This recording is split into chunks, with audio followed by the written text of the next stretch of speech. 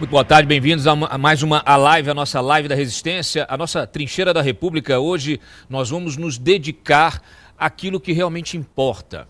Enquanto o STF está criminalizando a opinião, perseguindo críticos do sistema, o crime organizado está tomando o Brasil.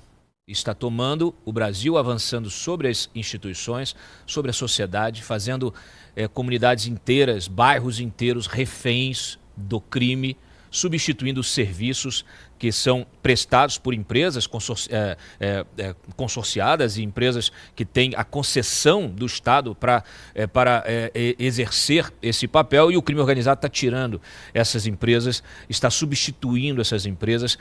O crime organizado está tomando o setor de óleo e gás, o crime organizado está entrando no setor de telefonia, o crime organizado não deixa mais a Uber, né, ou a 99, os aplicativos de mensagem, motoristas de aplicativos não podem mais entrar nas comunidades, nas favelas e em alguns bairros também. Quer dizer, nós estamos efetivamente sofrendo um golpe real, um golpe contra a democracia, um golpe contra o Estado.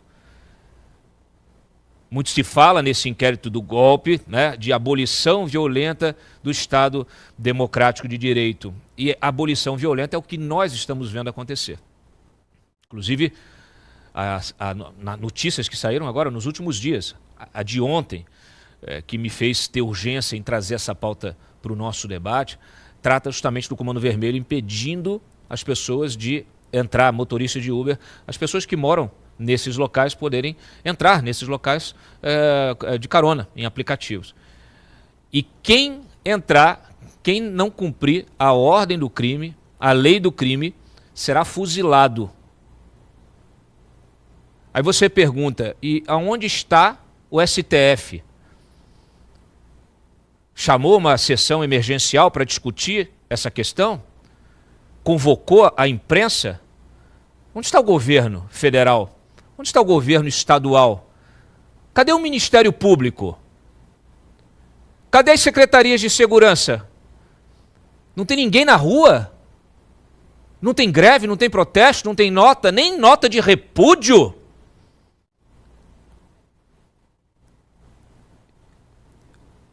O sangue já vai ferver agora no início. E para ter esse debate comigo aqui, com vocês que nos acompanham, eu já dou boa tarde a todo mundo que está no chat, eu tenho duas figuras importantíssimas, duas mentes brilhantes aqui que vão me ajudar a desenrolar esse tema. Um você já conhece, é o Hélio Beltrão, economista, administrador, empreendedor. Hélio, obrigado, você é uma voz ativa nesse debate fundamental, e eu agradeço sempre quando você tem disponibilidade de tempo de estar aqui conosco. Muito obrigado pela presença. Bom, obrigado, teremos Cláudio, aqui... é sempre um prazer estar aqui contigo. Excelente. Temos aqui também o João Henrique Martins, professor João Henrique Martins, que é cientista político, especializado em controle do crime pela abordagem econômica. Então, é uma novidade. Aliás, é uma das raras pessoas que se dedica a esse tema no Brasil. Muito obrigado pela presença, professor. Eu que agradeço o convite, é uma honra estar aqui debatendo esse tema fundamental para o país. Excelente. Eu já vou chamar vocês, antes eu quero que a nossa audiência assista esse vídeo. Eu acordei de manhã, sentei na minha poltrona para tomar um café. E aí fui nas redes sociais e me deparei com esse vídeo de uma moradora de um bairro da Baixada Fluminense ali, e que ela narra, ela filma, correndo risco, inclusive, de ser identificada, filmando o que está acontecendo, e ela vai narrando como que é a vida dela hoje, dentro dessa comunidade. Então, por favor, coloca aí Júlio, coloca na tela. Aí, ó, isso aqui é São João de Meriti, ó, largado. Largado no mundo dos traficantes. Aí prefeitura de São João de Meriti. Então essa porra aí, ó. E o mais engraçado é que tem um batalhão logo ali em cima. Os vagabundos botam barricada do lado do batalhão. As ruas todas fechadas. Eles só não botam uma muralha em volta da Baixada porque aqui tá toda a mão de obra dos subempregos da Zona Sul, só por isso. Olha, em cima tem um batalhão, ó. Batalhão de polícia. esse batalhão e nada aí, parceiro. E a mesma coisa, que tá tudo fechado aqui nessa porra. Logo virar na roda do batalhão, ó, lá de cima. Tudo fechado, com geladeiras paradas. É assim que a gente vive, entregue na mão dos traficantes. Posso chamar Mugen, posso receber visita, que nada pra passar. Batalhão de polícia ali do lado, mesma coisa que nada. Cadê a prefeitura pra vir tirar essa porra? Cadê a polícia? Essa imundícia como tá? Olha lá, pra passar de carro tem que tirar a madeira, que os bonitos tamparam. Olha lá, São João de Meriti isso aqui, ó. São João de Meriti. Cadê a polícia? Cadê a prefeitura? São João de Meriti, a prefeitura ali do Rio de Janeiro. Isso é só, vamos dizer assim, isso é a impressão de quem vive lá. É o cidadão que está sequestrado. Eu já falei aqui outras vezes, nós temos hoje um processo de favelização que ele é estrutural e ele é planejado. É um processo de favelização do Brasil inteiro. Nós temos capitais do Brasil que estão totalmente favelizadas. Nós temos hoje praticamente 20 milhões de brasileiros vivendo em favelas que estão todas controladas pelo crime organizado. Só que agora a gente está saindo das favelas. O crime organizado está saindo das favelas. Está indo justamente para bairros que não são favelizados. Vocês viram ali. O bairro com tudo urbanizado, tem calçada, tem pavimento, tem tudo. Tem luz, tem tudo. É um bairro, ali, São João de Meriti, é um bairro normal, classe média baixa. E eles já tomam esses bairros, criam barricadas, fazem buracos. Vocês viram os buracos? É inacreditável. Eu já vou devolver para os nossos comentaristas. Põe na tela, por favor, porque a gente tem muita pauta hoje aqui. Eu tenho estudo que foi feito sobre a questão do impacto econômico, sobre os setores. A gente vai entrar em tudo isso hoje. Mas eu já de cara eu quero que vocês, por favor, compartilhem a impressão de vocês, porque não é possível a gente normalizar isso, Hélio. É muito triste, Cláudio. A gente tem territórios significativos do Brasil em que a polícia não entra, em que o governo não entra, são totalmente controlados pelo crime organizado. Tem um livro muito interessante, já tem um tempo o livro, mas é muito revelador, que se chama A Irmandade do Crime, do Carlos Amorim. Né? Ele é um livro, se não me engano, de 2003, mas eu vi a edição de 2011. E lá nesse livro, por exemplo, ele cita o general Alberto Cardoso, Cláudio, que era ministro do GSI, do FHC, que já dizia o seguinte, que a coisa já estava naquela altura próxima do ponto de não retorno, ali no ano 2000. Né? E nos 4 governos do PT não foi feito nada, absolutamente nada. Hoje tem um aparelhamento do crime na política, nas forças de segurança e aí vem isso que você está dizendo, no mundo dos negócios deu um salto incrível nos últimos 3 anos. E agora, com 23 anos de atraso, o PT diz que prioriza a segurança pública, né? Então a gente está em época de eleição, o Lula precisa apresentar alguma coisa de segurança, e o lulopetismo diz que prioriza, mas não sabe nem como abordar a questão, porque não tem vontade política de combater o crime, não gosta de polícia forte, fica naquela coisa de que os criminosos são vítimas da sociedade, etc. Não fez nada, ignorou totalmente e deixou crescer. E deixou os estados por conta própria. Basta ver os dados da Bahia, que é o estado que tem o pior índice de solução de homicídios do Brasil. 15% só, governo do PT, e violência solta lá na Bahia. E também o governo federal, nesses governos PT, não fez nada na questão da lavagem de dinheiro, na investigação financeira, explicando a lavagem de dinheiro. O crime não dá para trabalhar só com notas de real, ele gostaria mesmo de entrar no sistema financeiro e ter o dinheiro meio que formalizado no sistema financeiro, que é muito mais fácil, e ele hoje é grande demais, só com cédulas de real ele não consegue lidar. Então eles precisam arrumar um negócio, tipo um posto de combustível, que circula muito dinheiro papel, E aí eles chegam com esse dinheiro papel, vão lá no banco e dizem que veio, tá aqui, ó, a origem é porque pagaram aqui, compraram combustível. Paga lá o imposto da MEI, 9%, sei lá o quê, e formaliza esse dinheiro, que torna a coisa ainda mais inacreditável, porque os bancos, então, estão no meio desse troço. E o governo federal, Cláudia, que tinha que cuidar e não cuida, né? E só mais um pouquinho, o livro também mostra, Cláudio, que o próprio cara que controla o morro lá, que está nesse lugar aí onde a gente viu as imagens, já é pouco importante. Ele não sabe nem de onde vem a droga, nem quem é o chefe dele direito, que muitas vezes pode estar até na política. Então o PCC está nos postos que eu mencionei, está em distribuição de combustível, e aí para você entender porque hoje a questão das drogas é menos importante para eles. Eles ganham menos dinheiro em drogas do que em negócios formais. Porque, por exemplo, aqui no Brasil, a gente tem o seguinte, você é obrigado, como distribuidora de combustível, a colocar biodiesel, que é caro, misturado no diesel. Eles não misturam.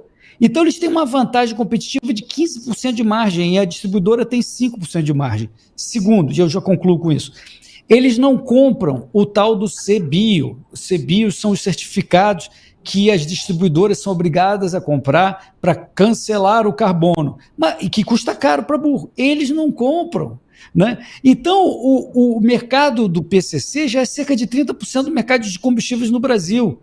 E ainda tem sacanagem lá com importação no Amapá, que ele entra lá sem imposto que tem que pagar. Ou seja, é uma bagunça e é preciso fazer alguma coisa.